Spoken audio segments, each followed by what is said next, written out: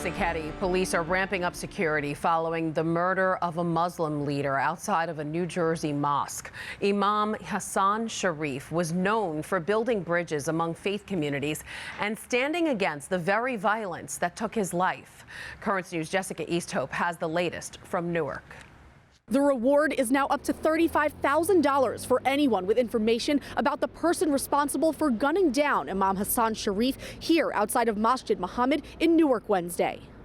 The Catholic and Muslim communities in Newark are in mourning as police continue to investigate the shooting. Cardinal Joseph Tobin of the Archdiocese of Newark released a statement on Imam Sharif's death that says in part, quote, Imam Sharif was a revered faith and community leader in our city who spoke out against the violence in our streets and neighborhoods. I share the grief of all who mourn the death of this faithful leader and join my prayers with those of his family and friends and our sisters and brothers in the Muslim community. About to have a toy giveaway for the children. Sharif, who was the mosque's leader, was shot several times just before the dawn prayer and died hours later at University Hospital. Sharif was known as a community activist and staple of interfaith relations in Newark. People in this neighborhood say they're afraid to speak, knowing the person who did this is still out there, but they remember Imam Sharif as a community leader. One man I spoke with said just days before his death, he was right here organizing a coat drive for kids in the area. The investigation is still ongoing, but according to the Essex County Prosecutor's Office, Imam Sharif does not appear to be the victim of a hate crime or domestic terrorism. In Newark, Jessica Easthope, Currents News. Now to developing news on the terror in the Holy Land. Israel's defense minister has outlined plans for the next stage in the conflict. It includes raids and special operations in North Gaza, while in the south they'll focus on eliminating Hamas leadership. This as Secretary of State Antony Blinken is set to visit Israel and the West Bank, hoping to curtail the attacks. In New York, Jewish leaders have been trying to help those caught in the conflict's crossfire. We're looking for a lot of medical supplies and additions.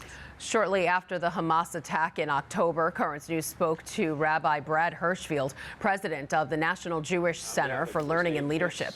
Rabbi Hirschfield has been coordinating supply shipments to civilians and troops on the front lines. He says everyone has a part to play in this conflict. Yes, march. Yes, donate. Yes, try and rally political support. All of that is absolutely important. I would even say it's sacred. This is a confrontation with evil. Rabbi Hirschfield also has family in Israel who are fighting on the front lines.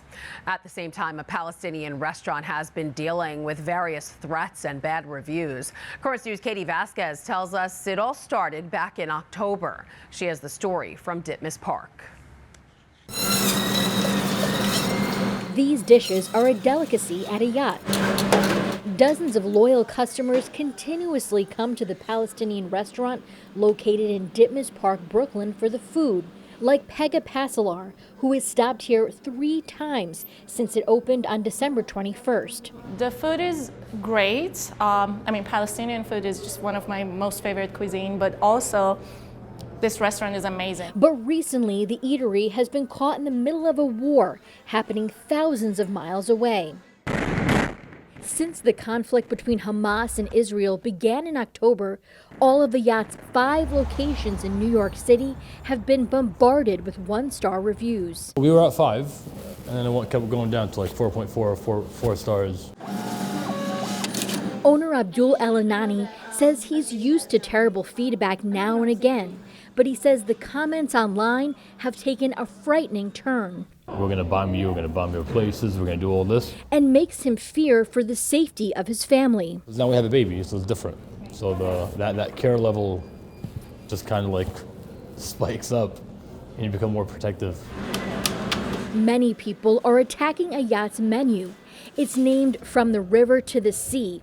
They say it's a call to action against Jews, erasing the state of Israel. And they just think of this idea that I'm an anti-Semite, I want to kill Jews, when it's nowhere near the case. Abdul says he doesn't care about the bad business. He just wants the war to end. If I lose everything, I don't care. It's more about just people living in normal peace. Just waking up in the morning knowing that my child is safe to go to school, not be bulldozed or killed by this random missile or rocket. In Ditmas Park, Katie Vasquez, Currents News. Turning now to some good news from the tablet newspaper. Their Bright Christmas campaign has wrapped up, and they have a total, drum roll please, the paper has raised more than $91,000 during the 2023 holiday season. That money went to making sure every kid in the Diocese of Brooklyn got a gift under their tree on Christmas morning. So a big thank you to everyone who donated. And finally tonight, we remember Pope Benedict, who just 1 year ago today was laid to rest at St. Peter's Basilica. Currents News' Andy Madison takes us back to the funeral. Tens of thousands of people flooded St. Peter's Square on that faithful, foggy Thursday morning 1 year ago. Pope Benedict's wish was to have a simple funeral. While the service was based on the model of a papal funeral, there were a few changes since the Pope Emeritus retired. Only Italy and Germany were asked to send official delegations, although many heads of state attended in an unofficial capacity. And no final prayers were offered by the Diocese of Rome and Eastern Catholic churches, since those are specific to the death of a reigning pope. Blessed be God, the Father of our Lord Jesus Christ. It was a multilingual mass. English, Latin, Portuguese, Spanish, even Arabic was heard during the prayer of the faithful. Pope Francis delivered the homily in Italian.